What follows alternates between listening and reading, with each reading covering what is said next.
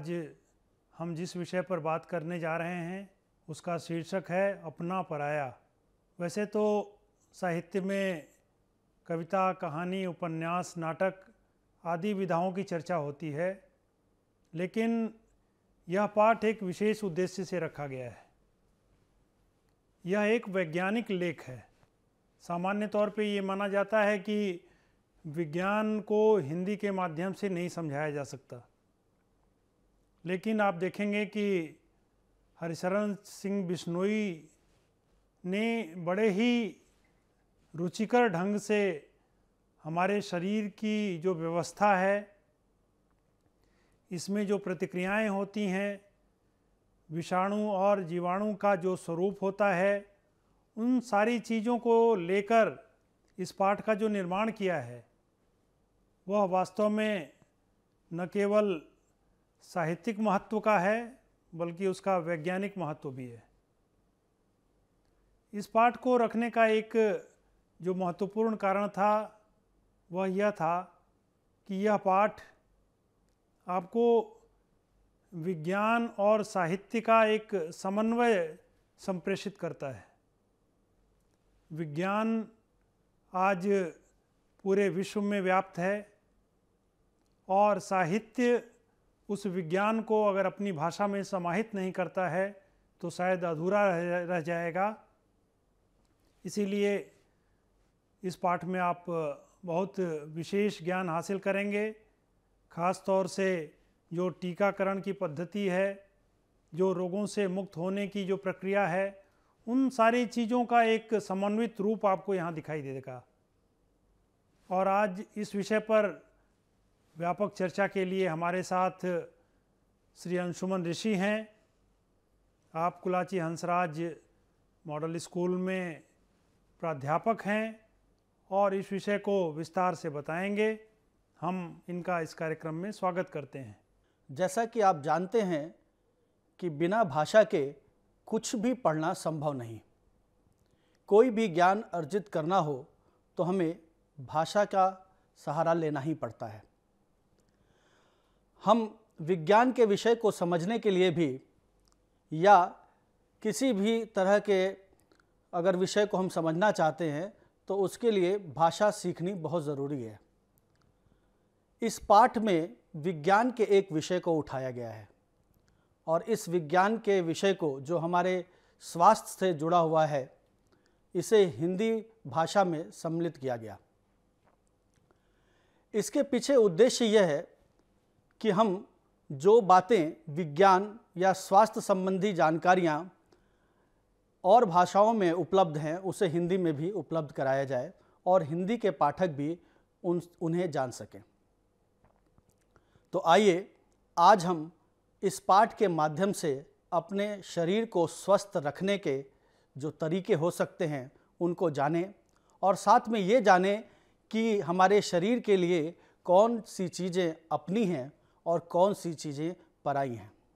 तो सबसे पहले चलते हैं हम इस पाठ के सारांश को सुनते हैं। मानव शरीर एक किले की तरह है।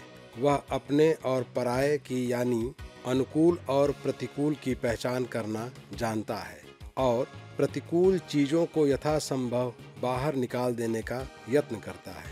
इस यत्न को शरीर की सामान्य सुरक्षात्मक प्रतिक्रियाएं कहा जा सकता है।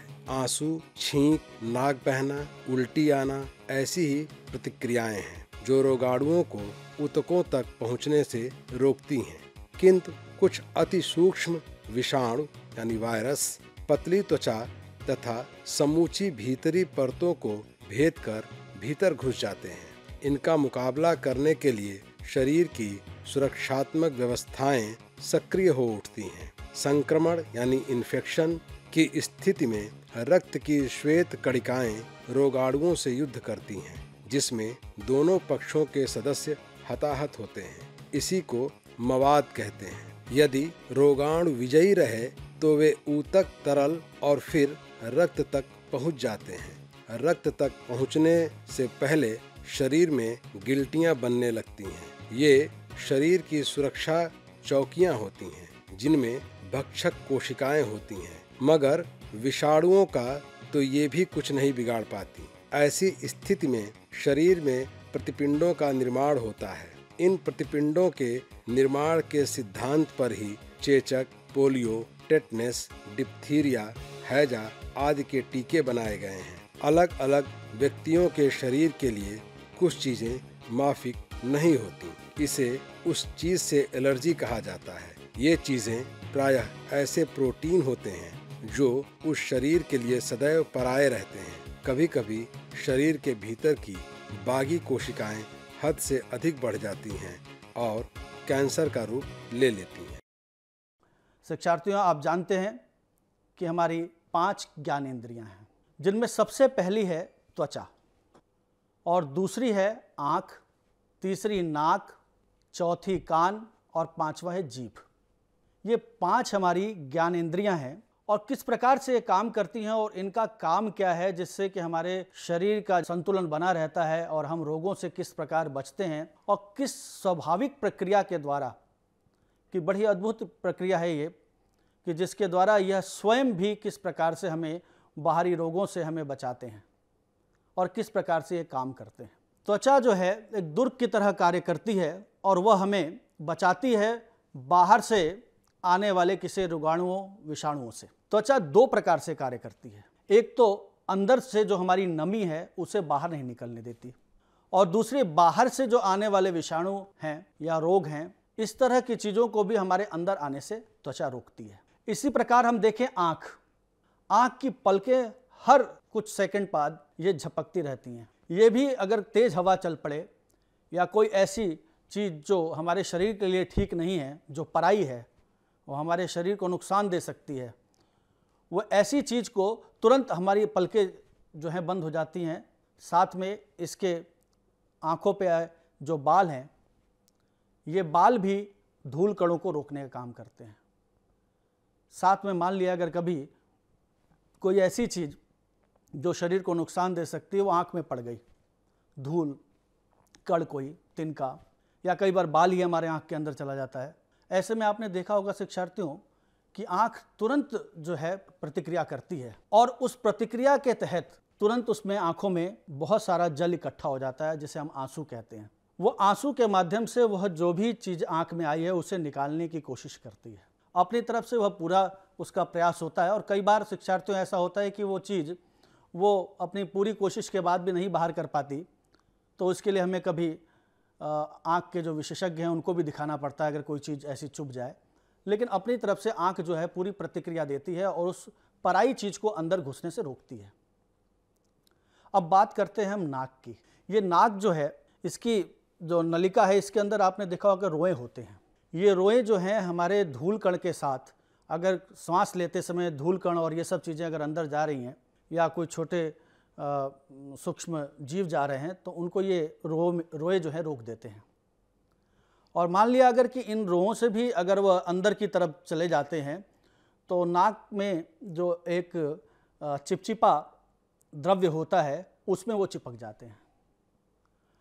वहाँ से भी अगर मान लिया कि उस चिपचिपे द्रव्य से भी वो अगर कीटाणु जो हैं आगे चले जाएं, तो फेफड़े में अगर पहुँच जाएं, तो फेफड़े भी अपनी क्रिया करते हैं, प्रतिक्रियात्मक क्रिया होती है इनकी, ये भी प्रतिक्रिया देते हैं और वो पराई चीज़ को अपने पास नहीं रखना चाहते, और बहुत तेज छींक से या तो हम उसे निकाल देते हैं या फेफड़े तक पहुंच जाए तो बलगम के रूप में वो, आपने देखा होगा कई बार हमारी बलगम निकलती है, और या खखालते हैं हम, जब खखारने के बाद भी जो कालख या ऐसी गंदगी है जो फेफड़े तक पहुंच गई थी, वो भी बलगम के माध्यम से हमारे बाहर आ जाती है।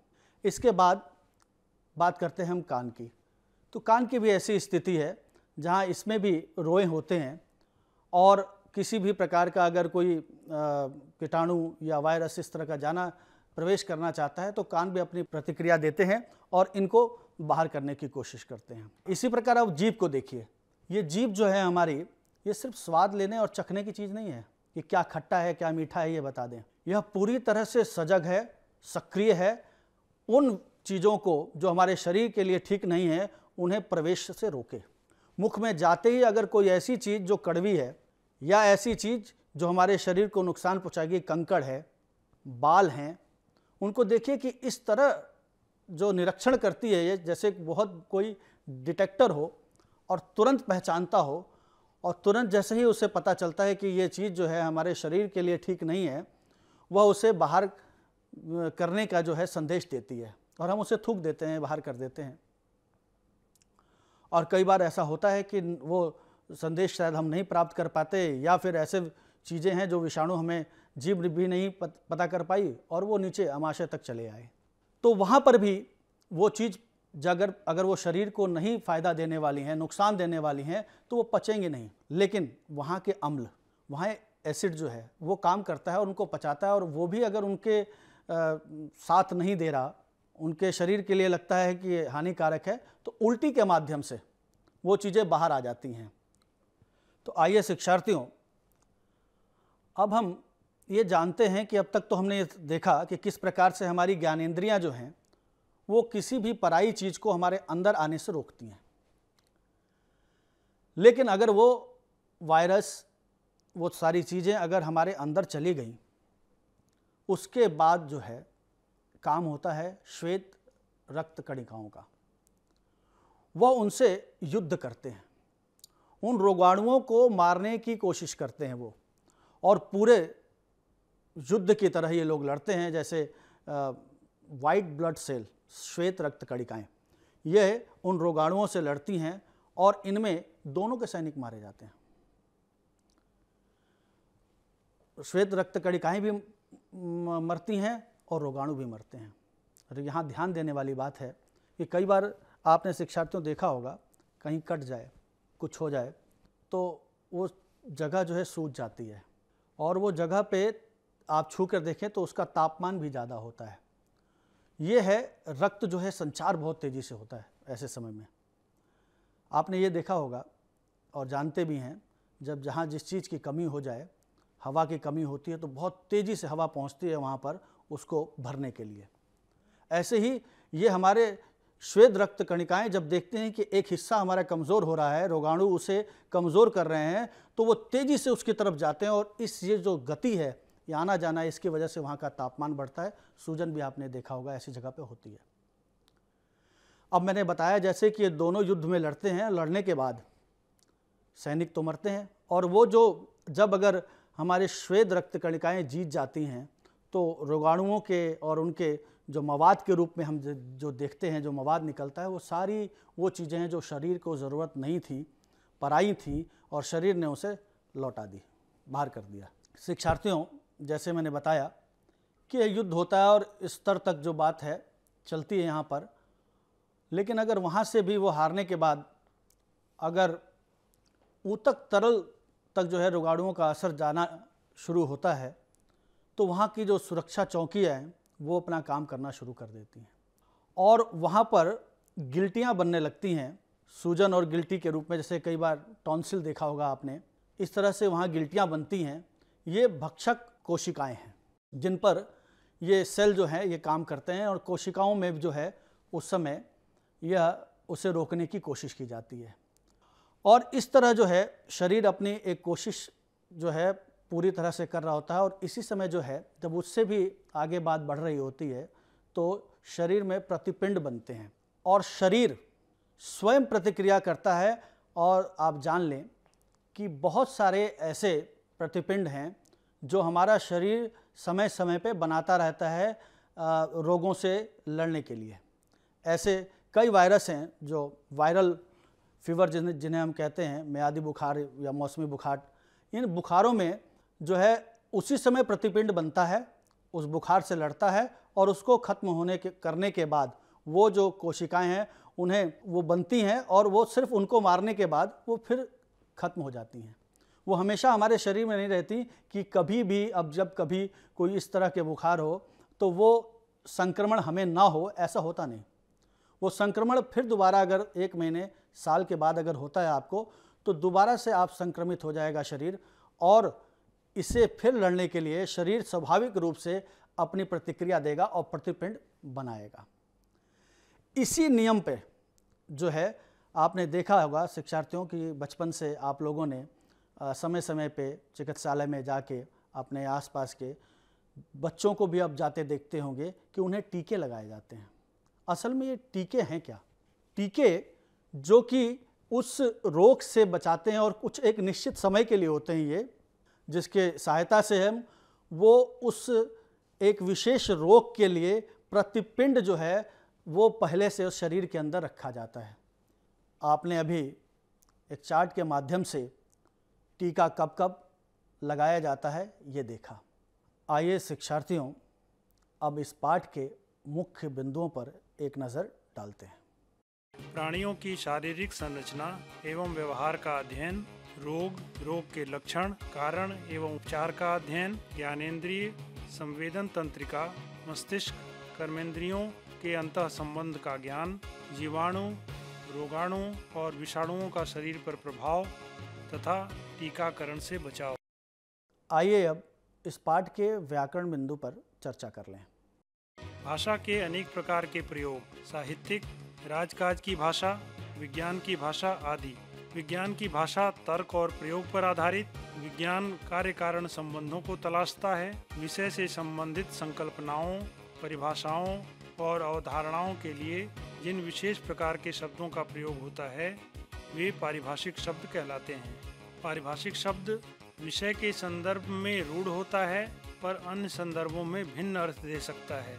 जैसे टीका शब्द है, विज्ञान में वैक्सीन, प्रसाधन में तिलक, संस्कृति के संदर्भ में सगाई और साहित्य के संदर्भ में आलोचना के अर्थ में प्रयुक्त होता है। हिंदी में प्रायः अंग्रेजी शब्दों के लिए प्रतिशब्द के रूप में पारिभाषिक शब्दावली का निर्माण होता है।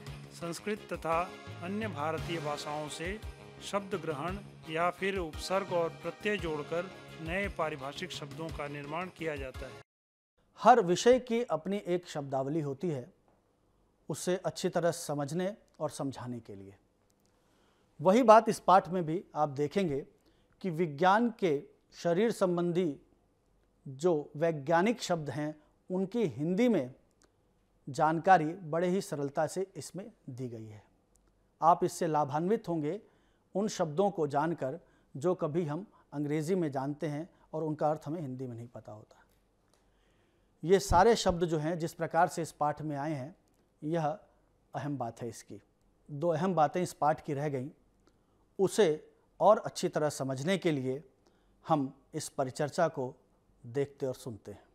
विद्यार्थियों, हमारा शरीर एक बहुत ही अच्छी किस्म के एक मशीन के रूप में काम करता है और अपने रोजमर्रा के जिंदगी में भी आप ये देखते होंगे कि कैसे जो आपके शरीर का जो निर्माण है वो किस तरह से बीमारियों से, रोगाणुओं से, विषाणुओं से आपकी रक्षा करता है। आपको इस बात का अनुभव हुआ होगा कि आपकी त्वचा अगर कहीं कट जाए या छिल जाए तो आप देखेंगे कि कुछ दिनों में उसमें एक तरह का सड़न पैदा हो जाती है, उसमें मवाद आ जाता है। तो आपने क्या कभी सोचा है कि इस तरह क्यों होता है आपकी त्वचा में?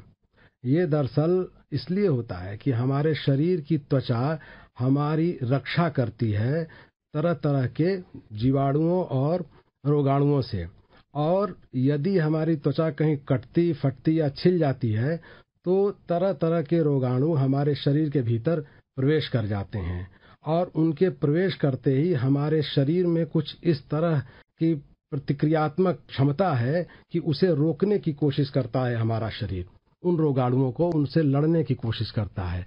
और ये होता है हमारी रक्त में श्वेत रक्त कणिकाएं होती हैं। वे श्वेत रक्त कणिकाएं जैसे ही इस बात को जानती हैं कि कोई रोगाणु हमारे त्वचा के माध्यम से कटने के कारण भीतर प्रवेश किया है, तो उस रोगाणु को नष्ट करने के लिए वो फौरन उस पर हमला करने के लिए चली आती। त्वचा एक किले की तरह हमारे शरीर की रक्षा करती है, लेकिन हम कई बार ये देखते हैं कि वो घाव हमारा और गहरा होते जाता है और जो रोगाणु हैं वो और भीतर तक पहुंच के ऊतक तरल नाम एक चीज होती है हमारे शरीर के भीतर, जो हमारी रक्त वाहिनियों में जो नसें हमारी होती हैं खून ले आने वाली, उनकी दीवार पे ये ऊतक तरल होते हैं। तो कभी कभी ऐसा होता है कि ये रोगाणु नष्ट नहीं होते बल्कि ऊतक तरल में पहुंच जाते हैं, और ऊतक तरल में पहुंचने के कारण ये हमें अपने चपेट में ले लेते हैं, उनका रोग जो है बढ़ने लगता है। लेकिन शरीर की प्रतिक्रियात्मक जो क्षमता है उसके कारण नए मोर्चे बनाने पड़ते हैं और उससे लड़ना पड़ता है। तो आपने देखा होगा कि हमारी बाह में या हमारे पैर में कोई फुंसी निकल जाती है या कोई फोड़ा हो जाता है तो हमारी कांख में या हमारे जांघ के पास एक गिल्टी जैसा बन जाता है। ये गिल्टियां कुछ और नहीं बल्कि जो श्वेत रक्त कणिकाएं हैं उसी तरह की एक सेना की चौकी की तरह काम करता है। ये इन गिल्टियों के भीतर उन रोगाणुओं से लड़ने के लिए जो अलग ढंग की भक्षक कोशिकाएं होती हैं जो उन रोगाणुओं को मारने का काम करती है। तो जब गिल्टियां निकलनी शुरू हो जाए तो आप ये समझ जाएं कि जो रोगाणु है वो काफी अंदर तक प्रवेश कर चुके हैं और आपके शरीर को बीमार डालने की कोशिश कर रहे हैं। इन्होंने जो छोटे छोटे उदाहरण दिए हैं जी कि आंख में कभी तिनका चला जाता है तो किस तरह से प्रतिक्रियाएं होती हैं, जी बिल्कुल, या छींक आती है तो किस तरह से शरीर हमारी रक्षा करता है। बिल्कुल ठीक कह रहे हैं। ये असल में हमारा जो शरीर है वो 5 ज्ञानेंद्रियों और कर्मेंद्रियों से बना हुआ है। तो आंख है, नाक है, कान है, हमारी जिह्वा है और त्वचा, ये 5 जो है हमारी ज्ञानेंद्रियां हैं। ये विशिष्ट किस्म की इंद्रियां हैं और इनका काम भी विशिष्ट है। तो जो प्रतिक्रिया हमारा शरीर करता है, आपने बिल्कुल ठीक कहा, जैसे वायु में तरह तरह के बैक्टीरिया जिसको कहते हैं अंग्रेजी में जीवाणु फैले रहते हैं और हमारे नाक के माध्यम से वो भीतर जाते हैं। तो विद्यार्थियों आपने देखा होगा कि कभी कभी किसी ऐसी जगह पे जाने पर जो धूल भरी हो या मसाले वाली जगह हो तो हम छींकने लगते हैं। ये छींकना इसलिए हम शुरू करते हैं कि हमारा शरीर उन्हें स्वीकार नहीं करता है उन रोगाणुओं को और छींक के माध्यम से हम उन्हें बाहर कर देते हैं। लेकिन किसी तरह अगर ये रोकने की कई और तरीके हैं हमारे नासिका में, हमारी नाक में। जैसे आप देखेंगे त्रिकोण आकार की हमारी नाक बनी होती है और उसमें रोम होते हैं। ये रोम धूल कणों को भी रोकने का काम करते हैं और तरह तरह के रोगाणुओं को भी रोकने का काम करते हैं। लेकिन अगर ये रोगाणु रोम से आगे बढ़ के जब पहुंचते हैं तो हमारी जो नाक की नली जो फेफड़े तक जाती है उसमें एक चिपचिपा किस्म का पदार्थ पाया जाता है। तो बहुत बार तो ये रोगाणु नाक के बालों से ही रुक जाते हैं, लेकिन वो आगे बढ़ते हैं तो इस चिपचिपे पदार्थ में चिपक जाते हैं और वो हमारे फेफड़े तक नहीं पहुंच पाते हैं। लेकिन अगर वो किसी तरह पहुंच जाते हैं तो वहां पे फिर वही जो मैंने पहले कहा कि श्वेत रक्त कणिकाएं उन पर हमला करती हैं और युद्ध होता है। और आप देखेंगे कि खांसते हुए बलगम के रूप में जो पदार्थ निकलता है, कफ निकलता है, उसके माध्यम से ये रोगाणु भी बाहर आ जाते हैं। इसी तरह बिल्कुल आपने ठीक कहा कि जैसे हमारी आंख में कोई कण पड़ जाता है, धूल का कण पड़ जाता है या किसी कोयले का कण पड़ जाता है या ज्यादा झटके से कोई हवा ही हमारे आंख में आ जाती है तो हमारी आंख बिल्कुल पानी से भर जाती है, वो आंसू निकलते हैं। वो आंसू इसलिए निकलते हैं ताकि उस धूल कण को बहा के हमारे शरीर से बाहर निकाल दें, वो भीतर ना प्रवेश कर जाए। इसी तरह से विद्यार्थियों हमारा मुख है, तो जो भी चीजें हम खाते पीते हैं वो मुख के जरिए खाते पीते हैं और बहुत सारे रोगाणु और जीवाणु है वो इस घात में बैठे होते हैं कि कैसे हम शरीर के भीतर प्रवेश करें। एक दुर्ग की तरह जो हमारा शरीर बना हुआ है इसका मुख्य द्वार है ये मुख और ये नासिका।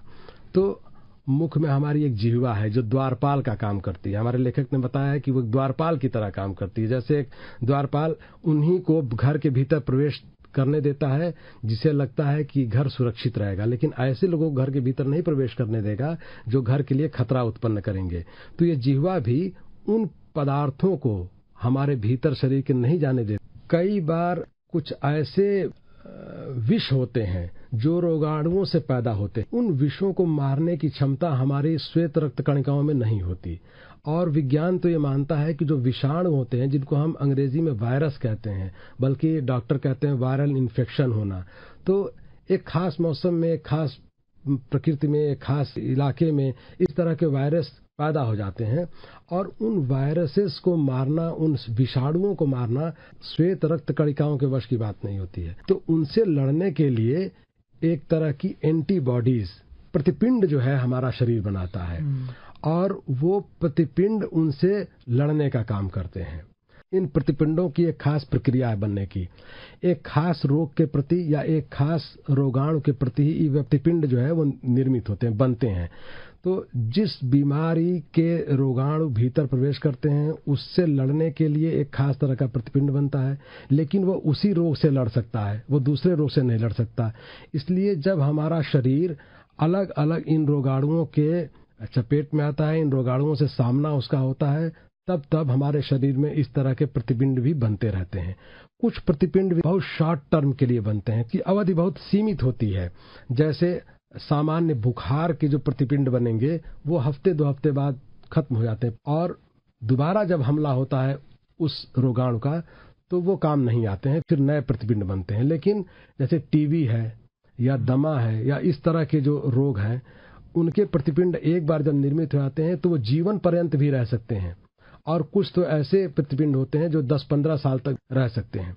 तो विद्यार्थियों, आपने देखा होगा कि जब हम चिकित्सालय जाते हैं तो डॉक्टर कहते हैं कि आपने ये टीका लगवाया कि नहीं। तो जो टीकाकरण है इसमें दरअसल यही होता है कि बहुत कमजोर किस्म के रोगाणु हमारे शरीर में डाले जाते हैं, या उनका बहुत ही हल्का किया गया विष हमारे शरीर में प्रवेश करा दिया जाता है। उन विषों को देखते या उन कमजोर किए हुए रोगाणुओं को देखते ही हमारा शरीर प्रतिक्रिया करता है और प्रतिपिंड बनाना शुरू कर देता है। ये प्रतिपिंड निर्मित जब हो जाते हैं तो हमारे शरीर में पड़े रहते हैं, और जब कभी भविष्य में इस तरह के रोगाणुओं का हमला होता है तो वो सक्रिय हो जाते हैं, उससे लड़ते हैं और उसे नष्ट कर देते हैं। अच्छा, एक चीज और इस पाठ में बहुत महत्वपूर्ण है। कई बार ऐसा होता है कि कुछ चीजें ऐसी होती हैं जो कुछ लोगों के लिए तो बड़ी फायदेमंद होती हैं और उसे वो ग्रहण करता है तो शरीर कोई प्रतिक्रिया नहीं करता, जैसे अंडा हुआ या दूध है। लेकिन कई लोगों को इन चीजों के, इन पदार्थों के सेवन से तकलीफ हो जाती है, विपरीत असर उसका हो जाता है और एक रोग के रूप में वो निर्मित हो जाता है। इसको हम विज्ञान की भाषा में एलर्जी कहते हैं, कि जो चीजें हमारे शरीर के माफिक नहीं होती है, हमारे शरीर के लाभदायक नहीं होती हैं, बल्कि वो उल्टा असर करने लगती हैं, तो इसको हम एलर्जी के रूप में देखते हैं। आश्चर्यजनक ये होता है कि हर व्यक्ति को अलग चीजों से एलर्जी होती है, अलग अलग चीजों से एलर्जी होती है। एक ही घर में एक ही साथ रहने वाले लोगों में भी अलग अलग चीजों से एलर्जी हो सकती है। तो इसका मूल कारण ये होता है कि ये जो प्रतिक्रिया होती है शरीर में, ये प्रोटीन्स के प्रति होती है। जो प्रोटीन हम खाते हैं वो अलग अलग किस्म के प्रोटीन होते हैं, कई तरह के प्रोटीन होते हैं। इसीलिए जो अलग अलग किस्म की दालें हैं या अलग अलग किस्म के जो बीज के रूप में हम प्रयोग करते हैं, उनमें अलग अलग प्रोटीन होते हैं, और ये अलग अलग प्रोटीन हमारे शरीर में अलग अलग आवश्यकताओं की पूर्ति भी करते हैं। तो इन प्रोटीन्स को कभी हमारा शरीर कुछ प्रोटीन के प्रति प्रतिक्रिया करता है, उन्हें स्वीकार नहीं करता है। तो हमें कोशिश करनी चाहिए कि जिन चीज़ों से हमें एलर्जी है, जो चीज़ हमारे शरीर के मुआफिक नहीं है, उनका हम ध्यान रखें कि उनका सेवन न करें। हमारे शरीर में कोशिकाएं नष्ट होती रहती हैं और बनती भी रहती हैं। कोशिकाएं एक बहुत ही छोटी इकाई के रूप में हमारा शरीर, पूरा शरीर छोटी छोटी कोशिकाओं से बना हुआ है, करोड़ों कोशिकाओं से। हमारी जो त्वचा है ये भी कोशिकाओं से बना होता है। कई बार हम देखते हैं कि हमारे हथेली की चमड़ी जो है वो छूटने लगती है, निकलने लगती है, तो वो डेड स्किन जिसको कहते हैं मरी हुई कोशिकाएं हैं। तो मरी हुई कोशिकाएं निकलती हैं और उनके पीछे नई कोशिकाएं फिर जन्म लेती हैं जो जीवंत होती हैं, और इन कोशिकाओं तक में रक्त संचार होता है। हमारे शरीर का कोई ऐसा हिस्सा नहीं है जहां रक्त संचार न हो, बाल और नाखून को छोड़ के। इसीलिए इनको काटते हुए दर्द नहीं होता है, और एक तरह से ये डेड स्किन की तरह मरी हुई कोशिकाएं ही होती हैं।